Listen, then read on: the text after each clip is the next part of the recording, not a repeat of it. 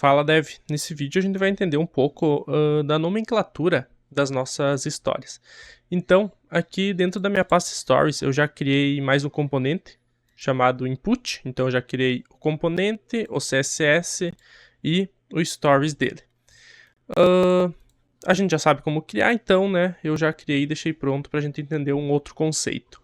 Aqui na aula anterior, aqui dentro da minha variável meta, aqui na nossa história do nosso componente button, eu passei um title. Então eu passei example/button. Então se eu vim aqui no nosso storybook, eu posso ver que dentro do example eu tenho o meu componente button. Então example é como se fosse uma pasta e dentro eu tenho o meu componente button.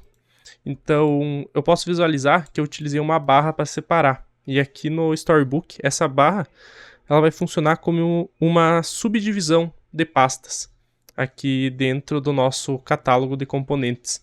Então aqui no nosso input.stories, posso ver que eu coloquei form/input. Então eu tenho aqui dentro da pasta form, eu tenho input. Então o que eu poderia fazer nesse caso é aqui dentro de button stories, eu posso pôr, ao invés de example, eu posso pôr que o meu button também pertence a um componente maior que é o meu formulário. Então eu posso passar form/button e aqui eu posso ver que tanto o meu button como o meu input estão dentro da minha pasta form. Então eu consigo ir dividindo, fazendo a divisão de pastas dentro do meu storybook, utilizando a barra dessa forma aqui no meu title.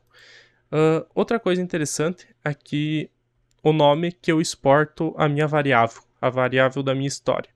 Então, dentro do meu componente button, eu importei primary e secondary. Então, eu posso ver que dentro do meu storybook, dentro do meu componente botão, eu tenho as duas histórias com o nome primary e secundário. E se eu vim aqui na história do meu componente input, eu posso ver que eu exportei como small, medium e large. Então aqui dentro do meu storybook ele vai assumir o mesmo nome da minha variável aqui para minha história. Então small, medium e large. Então essa aula foi bem rápida só para a gente entender um pouco aqui do conceito de nomenclatura na hora da visualização dos nossos componentes aqui dentro do storybook.